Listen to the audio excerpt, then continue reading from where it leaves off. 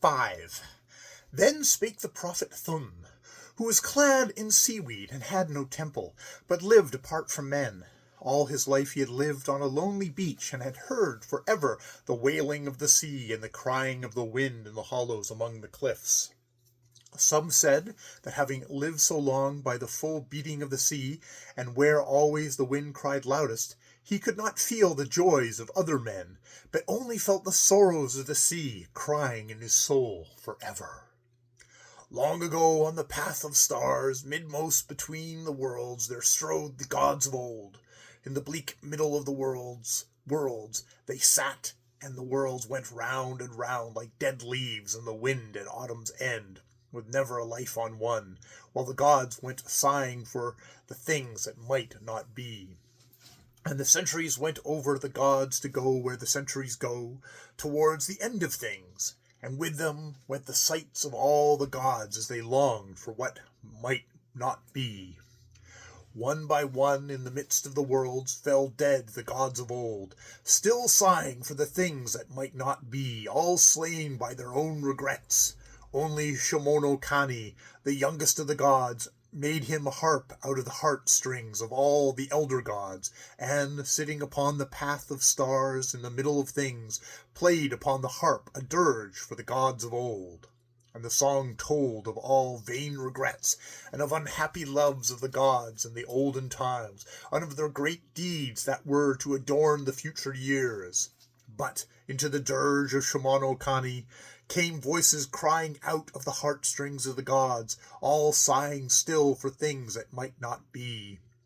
And the dirge and the voices crying go drifting away from the path of stars, away from the midst of things, till they come twittering among the worlds like a great host of birds that are lost by night.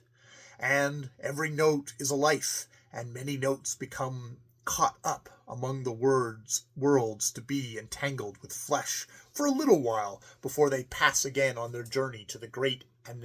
anthem that roars at the end of time. Shimono Kani hath given a voice to the wind and added a sorrow to the sea. But when in lighted chamber after feasting there arises the voice of singer to please the king, then is the soul of that singer crying aloud to his fellows from where he stands chained to earth. And when at the sound of the singing the heart of the king grows sad and his princes lament, then they remember, though not knowing not that they remember it, the sad face of Shimono Kani sitting by his dead brethren, the elder gods, playing on the harp of the crying heartstrings, whereby he sent their souls among the worlds. And when the music of one lute is lonely on the hills at night, then one soul calleth to his brother souls the notes of Shimono Kani's dirge, which have not been caught among the worlds, and he knoweth not to whom he calls or why, but knoweth only that minstrelsy is his only cry, and send it out into the dark. But, although in the prison houses of earth all memories must die, yet as there sometime clings to the prisoner's feet some dust of the fields wherein he was captured, so sometimes fragrant remembrance cling to a man's soul after it hath been taken to earth. Then a great minstrel arises, and, weaving together the shreds of his memories, maketh some melody such as the hands of Shimono Kani smites out of his harp, and they that pass by say, Hath there not been some such melody before? And pass on, sad at heart, for memories which are not. Therefore, O king, one day the great gates of thy palace shall lie open for a procession, wherein the king comes down to pass through a people, lamenting with lute and drum. And on the same day a prison door shall be opened by relenting hands, and one more lost note of Shimono Kani's dirge shall go back to swell his melody again.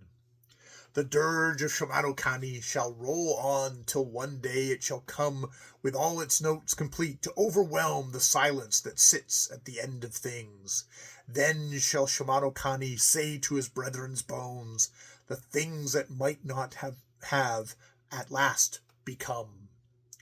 But very quiet shall be the bones of the gods of old, and only their voices shall live which cried from the harp of heartstrings for the things which might not